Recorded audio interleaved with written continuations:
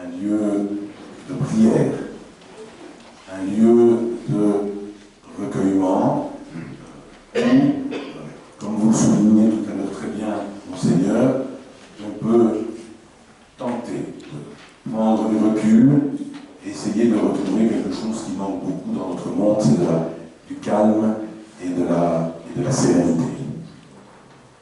C'est aussi un lieu de rassemblement.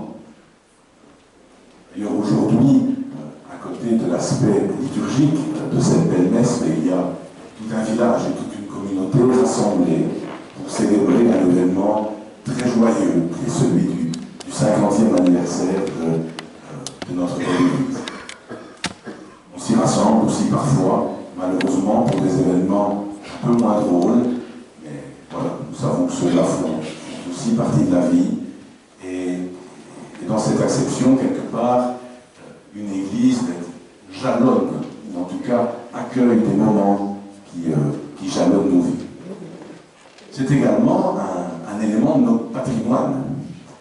D'ailleurs, pas plus tard qu'hier, j'avais la chance de marier un ancien membre de la jeunesse du village, qui n'a pas connu l'ancienne Église, parce qu'il a encore la chance d'être suffisamment jeune pour ne pas l'avoir connu, mais il avait regardé quelques cartes postales et il était bien au courant de la cérémonie d'aujourd'hui. Et sa première réaction, ça a été de dire, mais bon sang, surtout quand on était dans le bas du village, qu'est-ce qu'elle devait prendre comme place? Qu'est-ce qu'elle était imposante? Alors, beaucoup d'entre nous se rappellent de cette église. Moi, quand je l'ai connue, elle était dans un état de délabrement certain, on ne pouvait plus y accéder, mais elle était là, et c'est vrai qu'elle était, pour l'enfant que j'étais à l'époque, fort impressionnante, là, en haut de ces escaliers. C'est véritablement une belle illustration de l'expression l'église au milieu du village. Au jour d'aujourd'hui, notre église ici, elle est différente. L'ancienne était de style néo-gothique. Ici, nous sommes dans un style beaucoup plus moderne. Elle est un petit peu plus discrète, mais je pense qu'elle n'en occupe pas moins une place essentielle au sein de notre village de Vidéatour. Une église, un lieu de culte, un lieu de rassemblement, un patrimoine qui occupe et qui est un repère au sein du village. Et alors aussi, on y pense parfois un peu moins, mais l'occasion de mettre à l'honneur, de dédicacer son existence à un saint patron.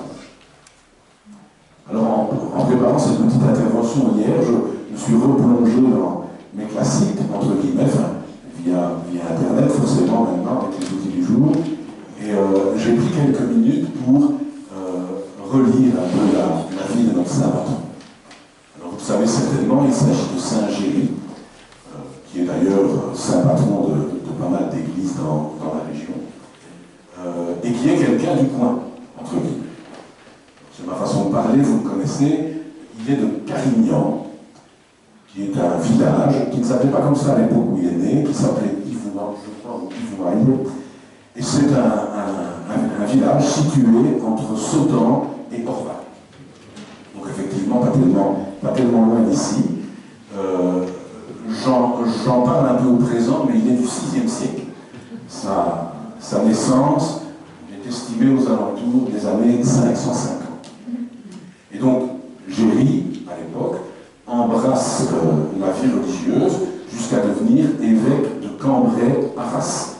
Et notre région à l'époque, notre village ne s'appelait pas Villers-la-Tour, évidemment, au VIe siècle, mais voilà, notre village était sous cet évêché.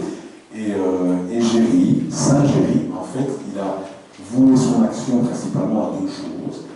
La première, c'était un missionnaire. Donc, à l'époque, dans les contrées rurales, le christianisme n'était pas complètement installé. Donc, il a fait œuvre d'évangélisation, si je peux parler comme ça. Et donc, c'était un homme de terrain, quelqu'un qui allait au contact des gens, qui aimait parler et qui aimait répandre la bonne nouvelle. C'est aussi quelqu'un qui a voué sa vie aux plus fragiles, aux pauvres, et aussi en particulier aux prisonniers. C'est d'ailleurs, je crois, le saint patron des prisonniers. Et c'est lorsque j'ai découvert cet aspect des choses que je me suis dit, tiens, ce serait intéressant d'en parler aujourd'hui à l'occasion de l'anniversaire de notre Église. Et qu'entend-on par prisonnier à l'époque? Évidemment, les personnes qui ont fait quelque chose de mal, mais il y a aussi, surtout, énormément de prisonniers de guerre. Je m'explique aussi dans les mots les plus simples. Nous sommes à l'époque mérovingienne et il y a pas mal de conflits entre les royaumes.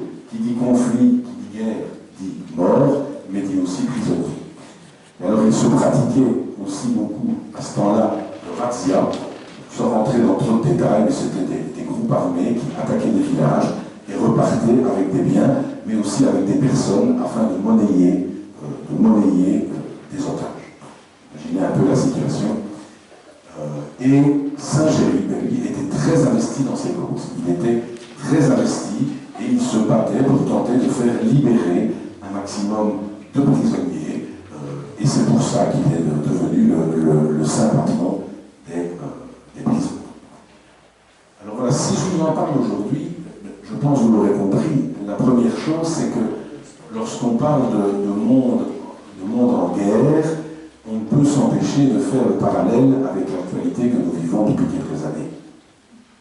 C'est un anniversaire, je ne dresserai pas un tableau trop sombre, mais tous les jours on entend parler du Liban, de Gaza, de l'Iran, de l'Ukraine, du Congo, de la Somalie, du Soudan. Il y a actuellement 65 guerres dans le monde et 13 guerres de grande intensité, comme ils qualifient ça. Et donc clairement, nous vivons dans un monde, alors certes qui est mondialisé, donc on est évidemment encore en tout, mais nous vivons malgré tout dans un monde en guerre qui a lui aussi son lot de victimes et de prisonniers. Saint-Géry, lorsqu'il défend les prisonniers et toutes les personnes qui souffrent, je crois que peut-être plus fondamentalement encore, il défend une valeur qui est mise à mal, par toutes ces guerres. Et pourtant une valeur que nous chérissons tous. Une valeur qui nous permet d'être ici aujourd'hui et de faire un peu ce qu'on veut, pour le dire simplement. Vous m'aurez compris, il s'agit de la liberté. Lorsqu'on défend les personnes captives, on défend la liberté.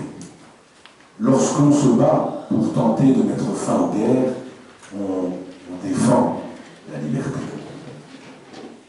Et lorsqu'aujourd'hui, même ici en Belgique, on essaie de lutter contre toutes les idées reçues, le simplisme, le populisme, les personnes qui essaient de nous faire croire qu'en claquant des doigts, tout peut aller mieux, et bien lorsqu'on combat et lorsqu'on essaie d'expliquer la complexité de notre monde dans une optique positive, là aussi, je pense, on défend la liberté.